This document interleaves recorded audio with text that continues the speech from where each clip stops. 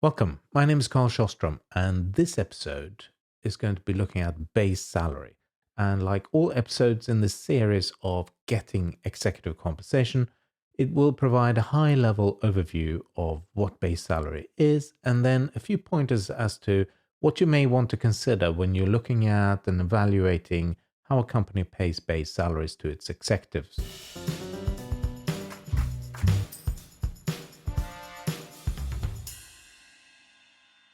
So, it's the base salary. It's a fixed rate of compensation that an individual gets paid for employment. So any job would attract some sort of an arrangement. Now, that can be in the form of wages, but when it comes to executive compensation, it's almost always the case that we pay individuals based on a fixed annual rate, which is then divided into typically 12 monthly payments.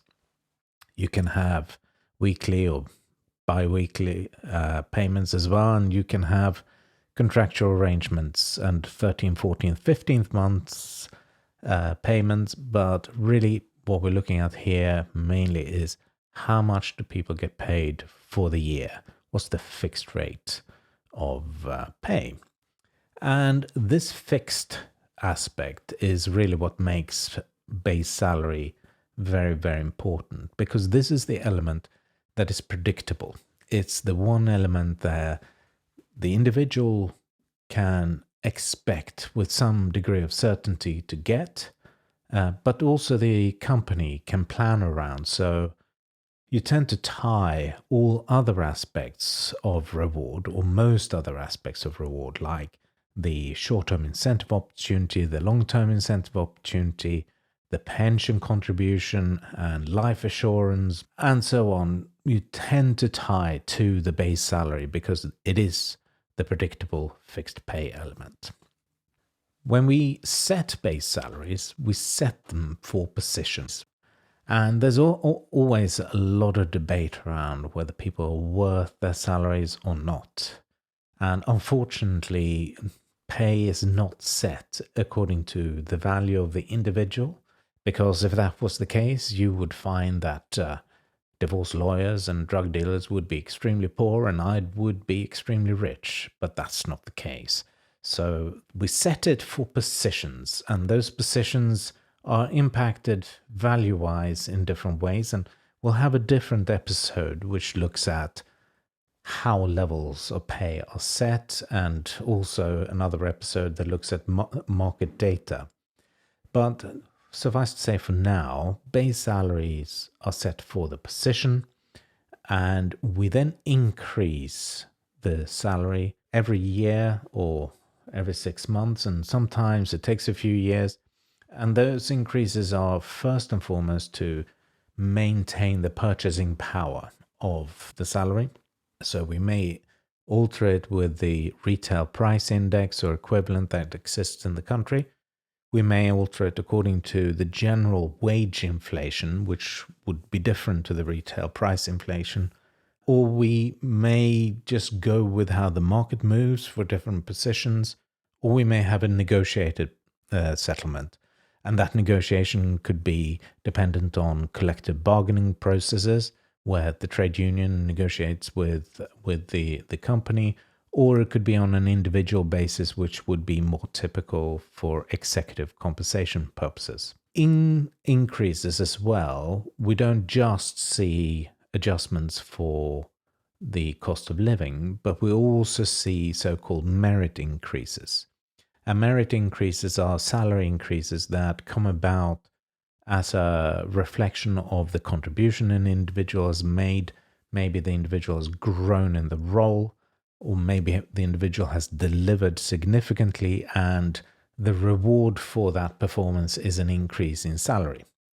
What is important to note is that all increases of a base salary means an increase of the fixed costs to the company.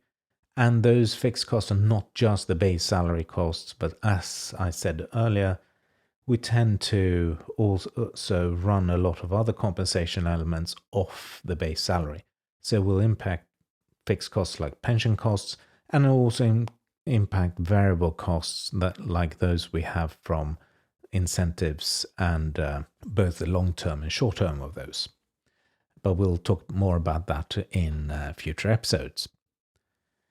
So, what should we be looking out for when we are evaluating how companies pay base salaries? Well, the first thing is to look at how does the company govern base salaries and pay in general.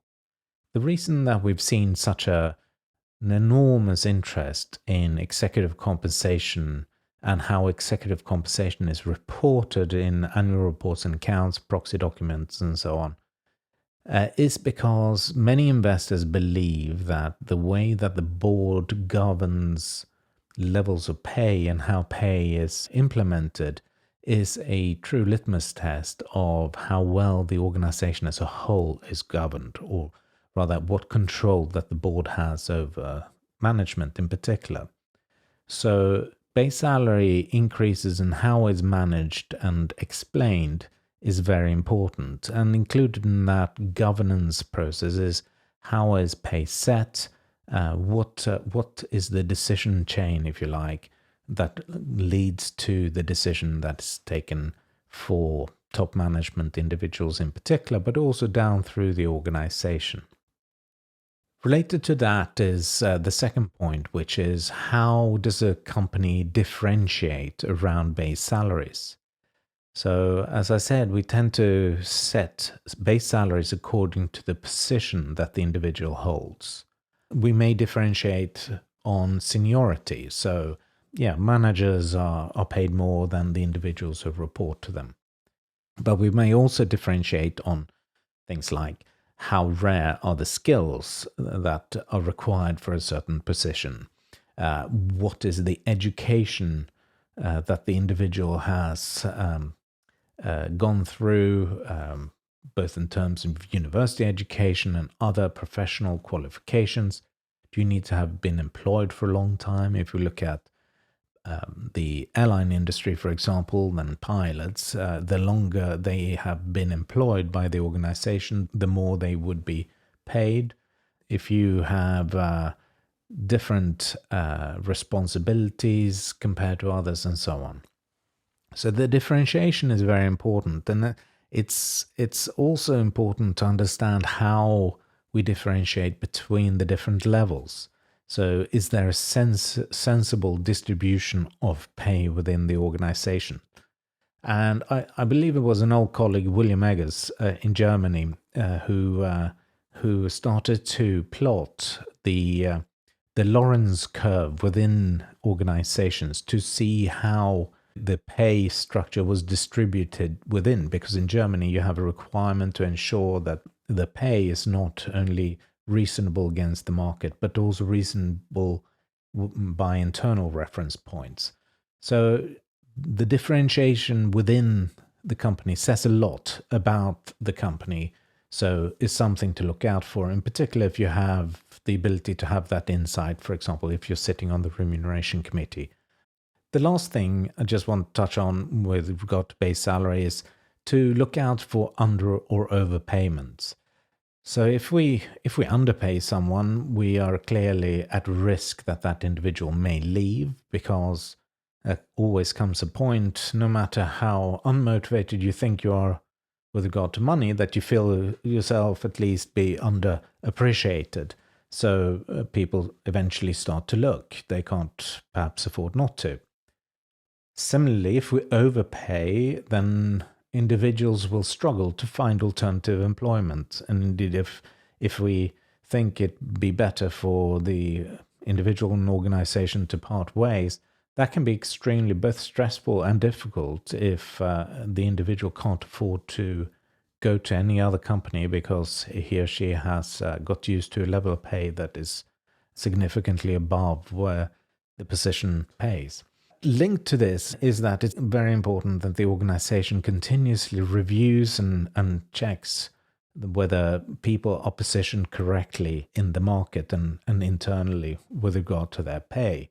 If you're not, then there's a chance you'll see very volatile patterns from the company. So very sharp increases in some years, versus no increases in others. And we will see this sort of thing following financial or like pandemic crisis, where companies very, very violently pull the reins and don't make any increases, to then in the future need to catch up with larger increases.